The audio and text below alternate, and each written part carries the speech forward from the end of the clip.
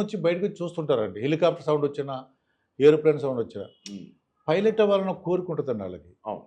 వాళ్ళు అది అవ్వడానికి అవకాశం లాగా ఏ విధంగా అంటే పైలట్ అవ్వాలంటే మీ దగ్గర జాయిన్ అవుతే ఏ కండిషన్స్ అండి? ఫస్ట్ థింగ్ ఏంటంటే, అట్లా విమానం సౌండ్ వినిపించగానే బయటకొచ్చిన వాళ్ళలో నేను గూడా ఉన్నాను. ఫస్ట్ థింగ్ ఉంటారు కదా! హెలికాప్టర్ సౌండ్ వచ్చినా హెలికాప్టర్ సౌండ్ వచ్చినా అంటే పల్లెటూరులు గదండీ మనం ఉన్నది. అవును. సో, మేము ఉన్నదంతా. సో, అక్కడ ఉందంటే మాకు కొత్త అది. సో, అది. ఎప్పుడన్నా వచ్చేది ఒక ఎయిర్ క్రాఫ్ట్ అటువైపుకి. హ్మ్. సో, అప్పుడే మేము గూడా అట్లా వచ్చినవాళ్ళు. సో, అట్లా వచ్చి ఇక్కడ దాకా మేమే పైలట్ల గురించి చెప్తున్నామంటే, మరి ఇక్కడ సిటీస్‌లో ఉండి అంత టెక్నాలజీ ఉన్న పిల్లలు ఇప్పుడు ఈజీగా పైలట్ అయిపోవచ్చు. హ్మ్. సో, పైలట్ అవ్వడానికి ఏంటంటే ఇంటర్మీడియేట్ అనేది మినిమమ్ క్వాలిఫికేషన్‌గా పెట్టుకుంటాము. హ్మ్. So, maths and physics so, అంటే ఇంటర్మీడియేట్‌లో స్టూడెంట్ అనేవాడు మ్యాథ్స్ అండ్ ఫిజిక్స్ బ్యాక్‌గ్రౌండ్ నుంచి అంటే వచ్చి ఎంపీసీ గ్రూపే ఉండాలి.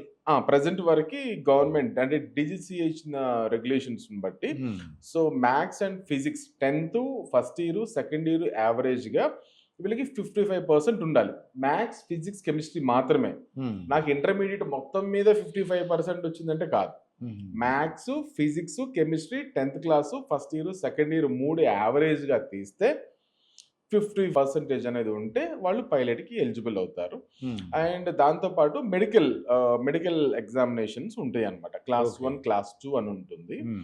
ఈ క్లాస్ 1 అండ్ క్లాస్ 2లో ఏం చేస్తారంటే మెడికల్స్‌కి డీజీసీఏ డాక్టర్ దగ్గరే చేపించుకోవాలి. మాకు ఈ హాస్పిటల్‌లో ఈ డాక్టర్ తెలుసు. వాళ్ళ దగ్గర అంటే వాళ్ళకి లైసెన్స్ లేదు. ఇది ఇచ్చే లైసెన్స్. ఓకే. సో, మెడికల్స్‌కి డాక్టర్ దగ్గరికే వెళ్లి అక్కడ ఎట్లాంటి టెస్ట్‌లు ఉంటాయని కూడా కొంతమంది పిల్లలకి ఒక డౌట్ ఉంటుందన్నమాట.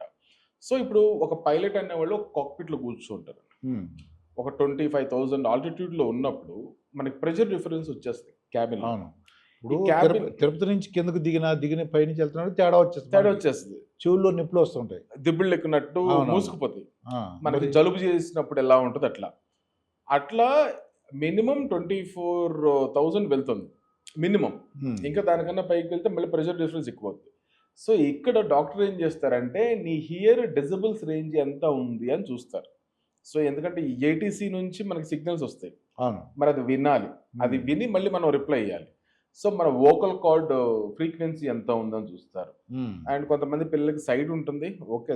That's fine.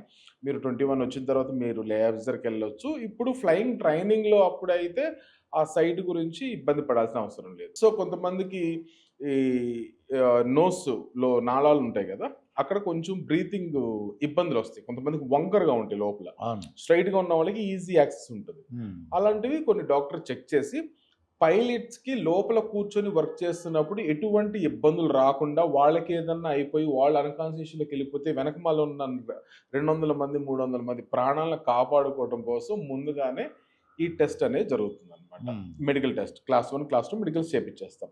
క్లాస్ 1 ఏంటి? క్లాస్ 2 అని అంటే ఫస్ట్ గ్రౌండ్ క్లాసెస్.